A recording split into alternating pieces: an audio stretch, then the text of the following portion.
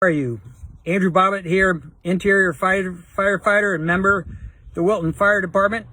Tucked in out of the wind here for a minute, but wanted to just touch upon a couple of things before we get into what it's like making a call and having a chance to take a look at our trucks, which you'll see in just a minute here.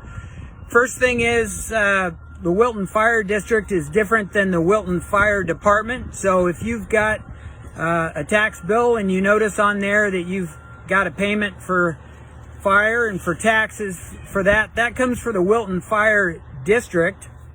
And I'll show you here in a second what that's going to look like if I can get you turned around here, which don't know if I can, so we're going to jump around here and show you the building here. So the Wilton Fire District is what provides the stations for us. We've got our main station here at 270 Ballard in Wilton, and then we've got a substation, Station 2, over on Route 50 in Saratoga Springs. So the Wilton Fire District is what, again, provides the building, provides the equipment, provides the turnout gear that you can see there, and it provides the gear that you're going to see in the equipment.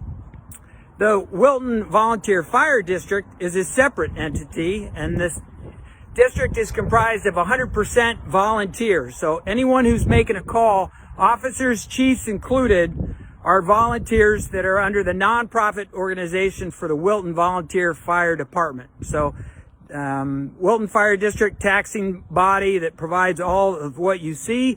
Wilton Fire Department provides the manpower. That's why we are going live tonight, is we need members. We need folks when we've got calls that are trained and can help us be on emergency scenes when needed.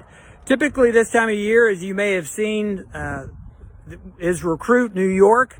There are close to 600 fire departments across the state, close to 100,000 volunteer firefighters.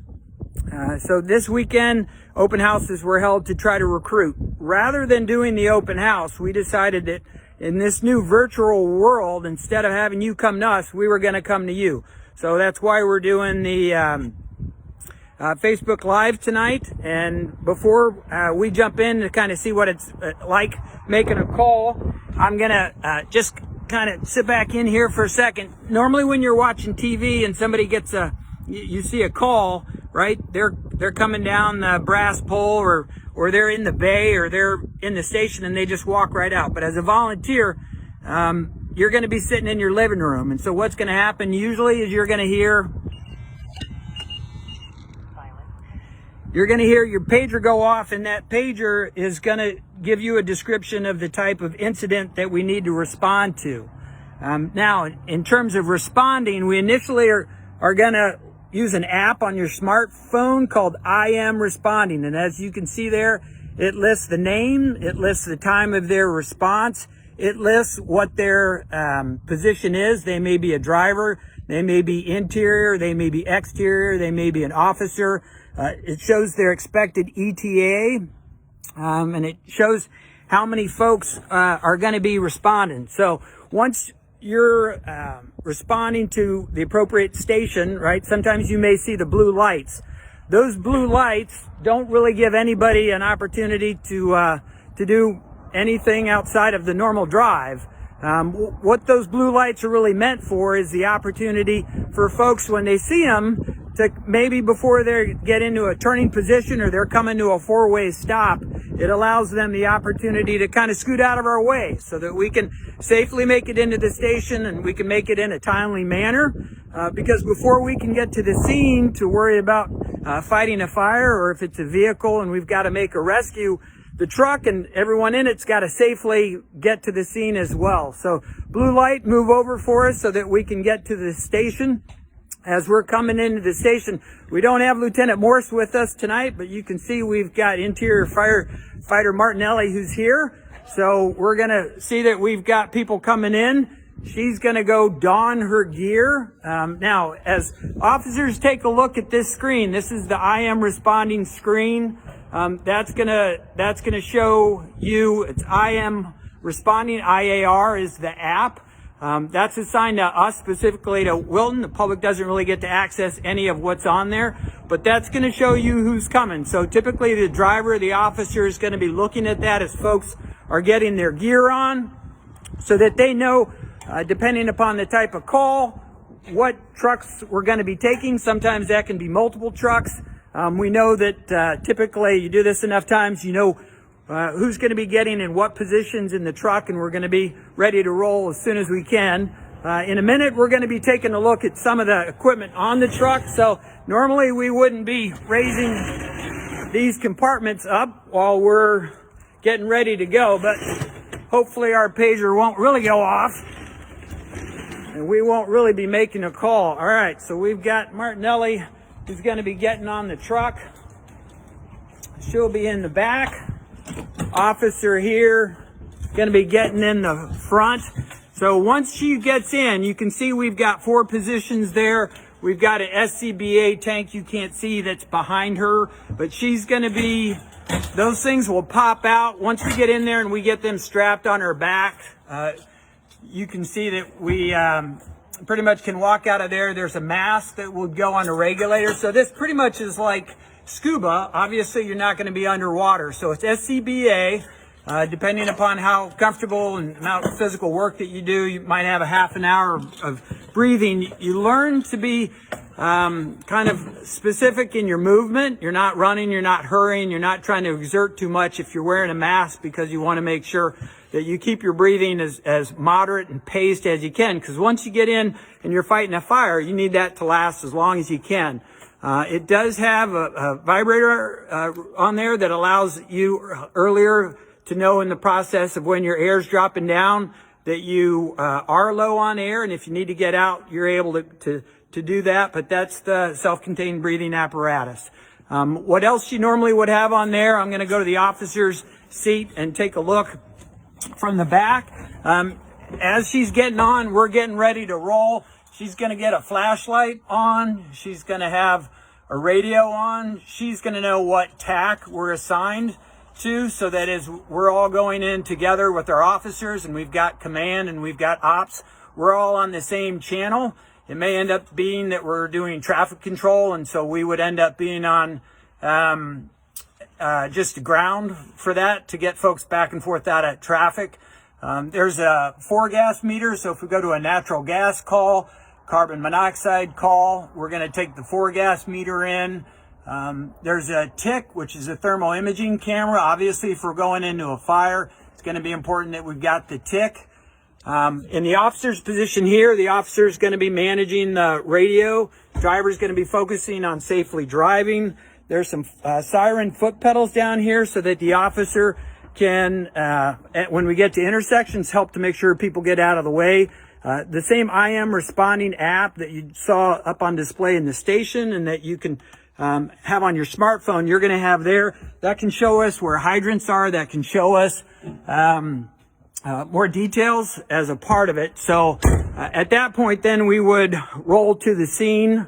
We're going to have Martinelli join us out front. Of course, what you're typically going to see are the irons. Those irons consist of an axe, and then the silver is a Halligan. That Halligan allows us different options if we've got a breakthrough on an entry, if we've got a secure in drywall to look for a hot spot, if we've got to secure it even in a roof shingle so that we can establish a foothold as we're cutting with a chainsaw to ventilate the roof off of a ladder, definitely comes in handy. So now that we get to the call, we're going to have Martinelli kind of join us up front. This is Engine Rescue 716, what we typically use the most. Up front, for instance, if we were going to a motor vehicle accident, we are going to see the Jaws of Life, which a lot of folks probably have heard about. This is close to a 50-pound, and the cutters, close to 50 pounds. It's run off hydraulics, so an incredible amount of power, pretty much can get through anything and used in a variety of different ways. So certainly great to have that accessible up front for us to use. We do have electric options, still have some weight to them, but still have a tremendous capacity to cut and to get through most anything that we need. So in terms of the truck here, obviously, if we've got to make connections, which we'll talk about on the next truck, our tanker, we'll make those there. On the other side of the truck, typically, well, you can see it on this side, you've got the nozzle, and this is straight bore nozzle, and then we've got a fog nozzle on the other. So this crosslay would be with the 2.5 inch or 1 3/4 inch line is what we would take off the truck immediately. It's already pre-connected, it's ready to go. So it allows us, if we're able to, like on a car fire, get that out quickly. Obviously, that's going to be helpful for traffic. If we're in a house fire, if we can catch it early enough, it's going to allow us to take that in a couple hundred feet and get that fire out. It also buys us some time to get tankers, other trucks, and manpower, if it's mutual aid, to make sure that we can really tackle that. So we'll kind of just look through these other compartments. I'll let Martinelli kind of run us through some of what you're looking at.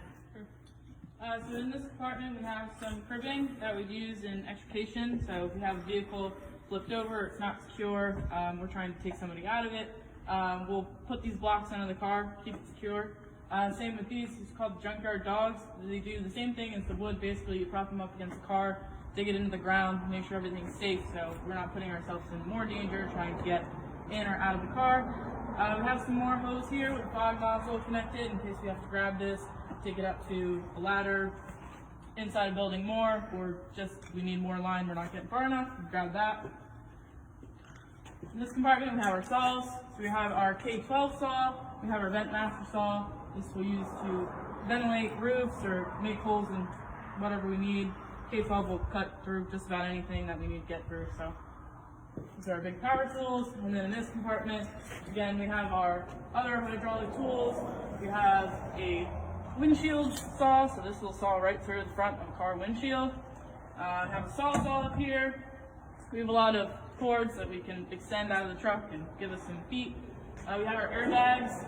These are good for raising things up. Put them under something. We attach an SCBA pack here, and it'll fill with air. These are rated, we have a lot of different sizes, but up to like 30 tons. So pretty impressive what you can get out of those guys. We have some chains we can connect to the front of the truck, pull something, connect things. All the tools that go along with the airbags and some random assorted hand tools. Again, more hose and some collapsible cones. So that's just the one side of the truck. Obviously, we've got the back of the truck where you'd find ladders, some connections. You've got the top of the truck. You'd be surprised to see how much is up on the top of the truck as well. And then there are a lot of places wherever we can sneak in 6-foot New York hooks. We're going to have those in there so that we can grab it. If we need to do some hydrant work, if we've got to connect some hoses, we've got the tools accessible for that. Martinelli had mentioned the SCBA, if we've got to use the airbags, or if that runs out and we've got to connect. You can make a change in connection in bottles really within 30 seconds or so as a team of two. So sometimes when that viber alert goes off and you got to come out of the wherever you're at in the fire ground, you're going to end up in the hot zone coming out and replacing the tanks. And so those are on each of our apparatus units as well. So quite a bit on this units. We had on Instagram, on a truck check, we had a contest, and I think it was close to 170 items that we had on that truck that we've got to check. We fire up on those truck checks our saws and make sure that everything's cleaned, working real well. So that's our Engine Rescue 716. We'll get these compartments open for you on this, and I'll let Martinelli tell you a little bit. This is tanker 712. So this is our tanker truck. This holds about 3,000 gallons of water. On here, some of the things we have starting in this compartment, we have fire extinguishers, a couple different kinds, depending on what you're going to face. We have a water can, we have some plastic ABC, which will work on most things. We have two fans, a positive pressure and a negative pressure fan for bringing either air in or out of the situation, depending on what we're dealing with. We have a large strainer in case we have to draft water out of a pond. In this compartment, we have some different tools, some key handle office tool, a bolt cutter, step stool, So one tool I'll mention is a Sheetrock Puller here. For me, this is helpful sometimes more so than a hook or a Halligan, just to be able to get that drywall down if you've got to do overhaul. So after you've put that fire out, work's not done. You've got to look for the hot spots. You've got to take some stuff down. That equipment helps us do that in a very timely manner. More tools over here. Quick ball, handle, and other axe on the back. You'll also see here that we've got discharge. A lot of times if we've got to pull up in a tanker, we may not be using it. We may be providing mutual aid. And so you may have seen in some of the pictures, we've got kind of a red portable pond that can hold about 3,000 gallons, depending upon the size, more. That would be what we would fill up, or multiple tankers would fill up, even simultaneously, so that they can draft the water off that and get that directly to the fire. Because as you'll see in a minute, we've got one piece of equipment that can run 1,500 gallons per minute. So that would go through in just a 2-minute time period, everything that we dumped in this truck into that portable pond. This compartment, we have some fittings, different fittings for a hydrant or for our hoses. These will connect different lengths or attachments of hose. In here, we have some more SCBA tanks. We have these on all of our trucks.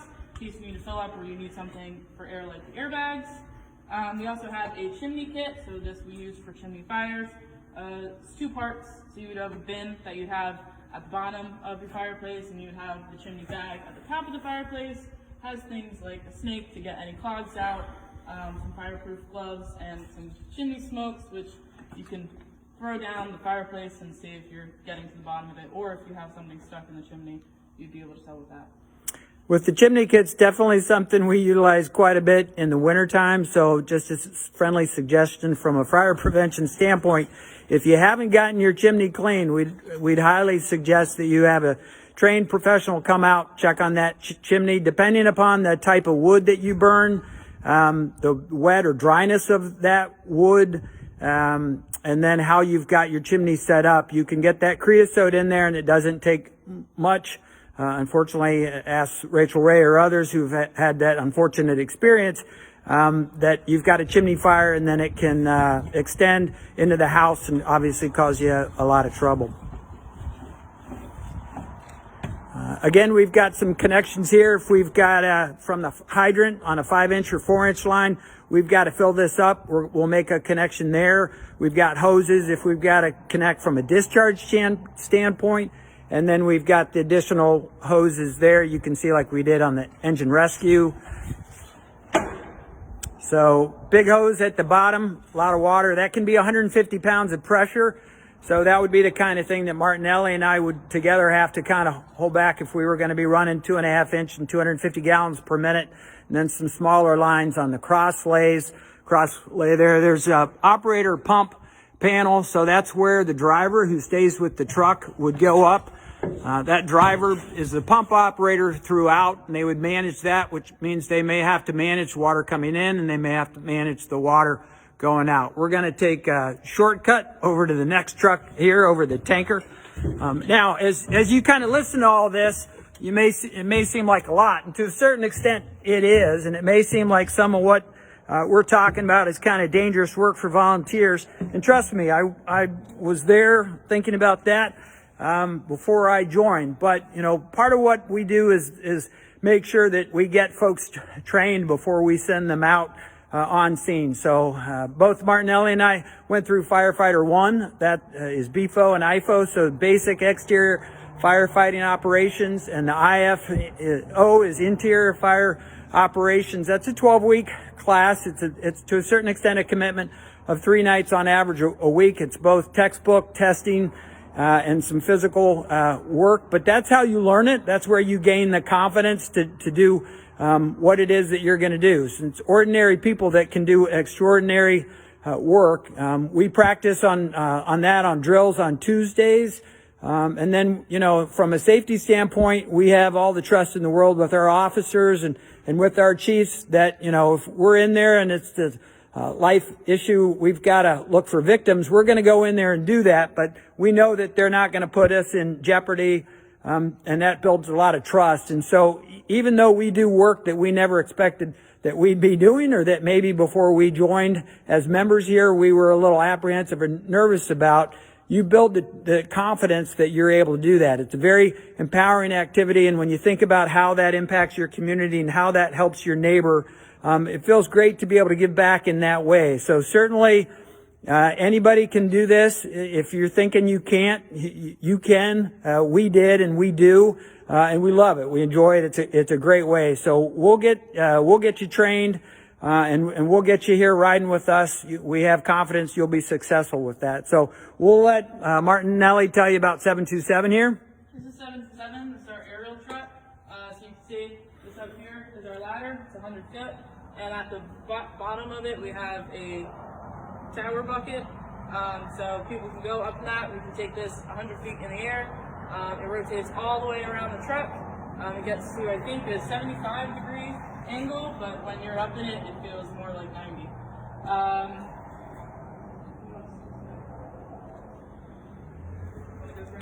We'll take a look at the next truck. If we may find that we can do another kind of truck Facebook Live down the road if there's interest in that, but don't want to get into it too deep. We just want to show you the different apparatuses we have here at Station 1. This is our second aerial. This one you could say doesn't have a bucket. This is 75 foot.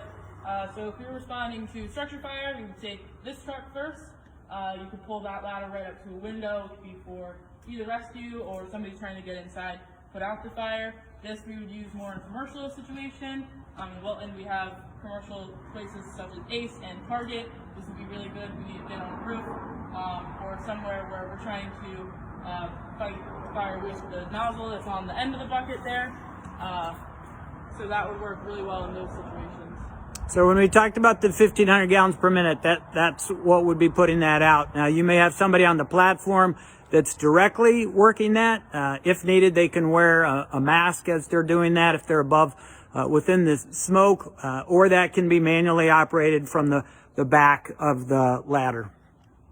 This is an 83,000 pound vehicle, about 40 feet long, dual axles. So, certainly fun to drive, but pretty big unit for sure.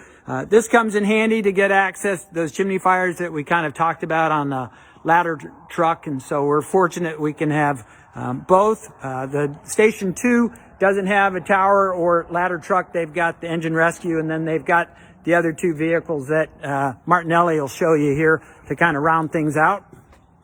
All right, so this is 714. This is one of the pickups we have, which is good for taking it out for smaller cars, such as like a traffic accident. We might take this first.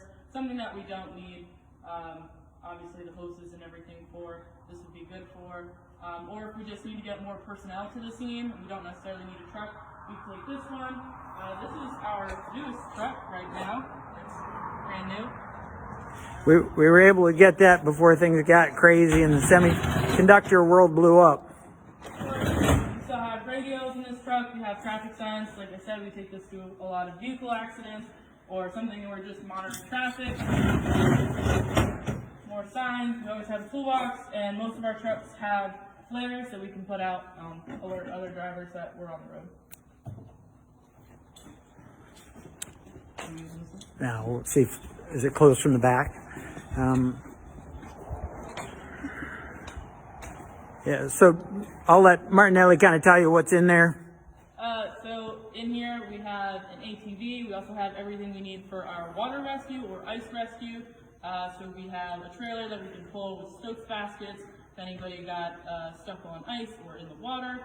We have wetsuits, lots of rope, and basic medical equipment for anybody that would be in urgent need. We have everything you would need in this trailer, which that truck could pull. And this is our brush truck. This is 723. So this we would use for a brush fire, for a fire out in the grass or something. On this we have hose connected. We also have water packs that you can carry on your back if we had a fire up a mountain or deep in the woods, somewhere we couldn't get a hose or the truck farther enough there. We have a lot of tools that we would use in a brush fire to kind of sweep any debris away, get that fire line started so we can stop that fire. And speaking of that, as you may have seen today, National Weather Forecast suggested with the wind gusts that we had, with the low humidity levels that we were at, increased risk Friday we had 3 brush fires. There is a burn ban through May 15th, so want to be sensitive to that.